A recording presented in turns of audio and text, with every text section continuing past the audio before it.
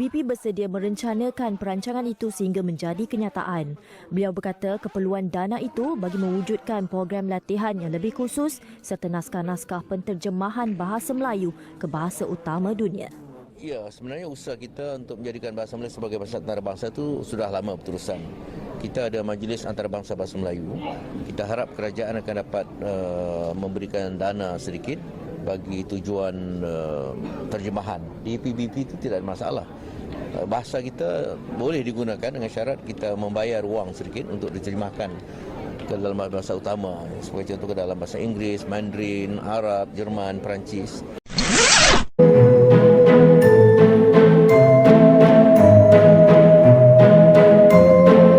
Pelajar di Korea tu dia kecewa dengan situasi di Malaysia.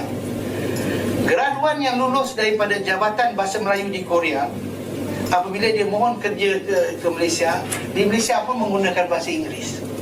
Dia dah menguasai bahasa Melayu bagai-bagai, tapi bila pergi ke sini ditemu bual dalam bahasa Inggeris. Jadi bila saya buat satu kajian, 99% daripada pelajar tu semua nak ke Indonesia.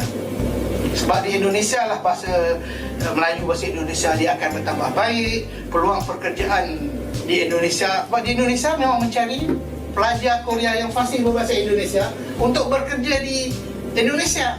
Sedangkan kita mencari pelajar Korea yang fasih berbahasa Inggeris untuk bekerja di sini. Jadi sebab itulah akhirnya tak ada pelajar tak berminat belajar bahasa Melayu di negara Korea itu. Sebab kata dia tidak ada masa depan. Lebih baik belajar bahasa Indonesia.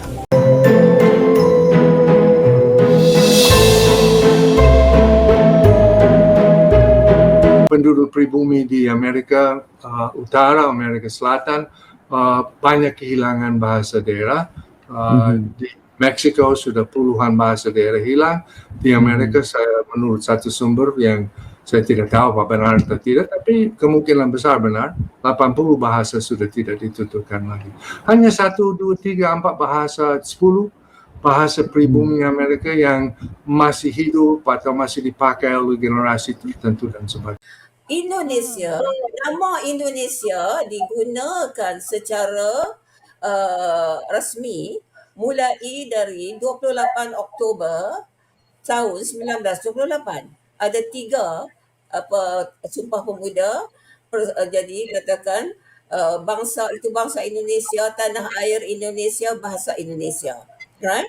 Tapi mereka itu kecorak dalam arti kata, kalau kita lihat dari segi bahasa, kerana saya orang bahasa, orang antropologi, mangkali dia akan bercakap lain. Bahasa-bahasa di Indonesia yang begitu banyak, kerana pulaunya itu dah berapa ratus pulau, itu semua bahasa Austronesia. Saya mempunyai beberapa keadaan yang rumit.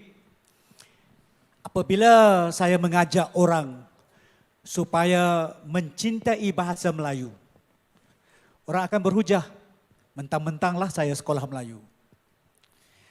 Saya bersekolah Melayu dari darjah 1 sampai ke PhD. Gunakan bahasa Melayu, pengantar bahasa Melayu. Ada orang berkata bahasa Melayu tak cukup, saya membantah, bahkan menengking mereka. Ada beberapa perkara yang saya selalu tekankan apabila menyentuh soal bahasa. Secara yang tegas, saya tetap berkeyakinan bahawa bahasa Melayu adalah bahasa penyatuan bangsa Malaysia. Tanpa soal dan tiada rungutan apa-apa. Bahasa Melayulah bahasa pengucapan jiwa dan sukma kita. Bahasa yang boleh menyampaikan aspirasi hidup kita. Jika tidak, melalui apakah yang kita akan faham? Drama kata orang, drama TV kata orang, filem kata orang. Saya melihat jauh lebih daripada itu. Saya melihat bahawa penguasaan bahasa melalui kemahiran berbahasa akan perlahan-lahan menumbuhkan jiwa. Dewan Bahasa menggunakan slogan bahasa jiwa bangsa. Menumbuhkan jiwa aku sebagai anak Malaysia tumbuh jiwa itu melalui pancangan bahasa di dalam dirinya. Saya sentiasa bersikap tegas dan yakin dalam situasi apapun, dalam keadaan apapun, bahasa Melayu ini bahasa jambatan perhubungan dan perpaduan kita. Kita tidak ada pilihan yang lain. Inilah satu-satunya bahasa majoriti masyarakat kita. Dan yang kedua, saya selalu menekankan untuk memberi keyakinan kepada orang-orang bukan Melayu khususnya bahawa bahasa Melayu ini lengkap. Bukan saja lengkap tetapi dinamik. Bukan saja dinamik tetapi juga indah bahasa Melayu ini. Saya cuba meyakinkan. Saya ke kampung-kampung tempat orang Cina ramai. Saya pergi ke masyarakat bukan Melayu, menyampaikan kepada mereka hasrat bahawa bahasa inilah bahasa kita. Mempelajari dan menguasai bahasa Melayu tidak akan mengubah keturunan kita. Pada satu ketika, banyak ada anasir yang selalu ke mana-mana dan menyebut bahasa Melayu tak lengkap. Bahasa Melayu tidak cukup. Tak perlulah menguasai bahasa Melayu kerana bahasa Melayu tidak cukup dan tidak lengkap. Dalam bidang pendidikan, dalam bidang sains dan teknologi, dalam bidang perubatan dan sebagainya, bahasa Melayu ini tidak lengkap. Saya membantah orang-orang ini. Saya menentang secara terbuka, mengatakan bahawa bahasa Melayu itu dinamik dan bahasa Melayu itu akan terus berkembang mengikut zaman dan keperluan, saya katakan. Lihat sekarang, anak-anak yang bukan Melayu mencapai kerjaya yang tinggi, boleh menjadi peguam, boleh menjadi doktor dalam perantaraan bahasa Melayu. Adakah ini masih kita bertahan? Masih kita berada dalam satu situasi di mana kita merendah-rendahkan bahasa? Saya katakan kepada masyarakat bukan Melayu bahawa bahasa Melayu bahasa kita. Bahasa Cina ataupun bahasa Tamil dan yang lain-lain itu bahasa warisan kita.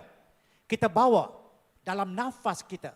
Kita bawa dalam denyut nadi kita. Akan tetapi bahasa Melayu bahasa jiwa kita. Saya katakan begitu. Dan dalam soal ini saya tetap meresapkan sedikit kegusaran dan sangat khawatir apabila pada tahun 2020 yang lepas satu kajian dilakukan dan jawatan kuasa di peringkat Kementerian Perpaduan Negara menemukan 10 elemen ataupun unsur yang menyebut berlakunya defisit perpaduan dalam kalangan masyarakat Malaysia.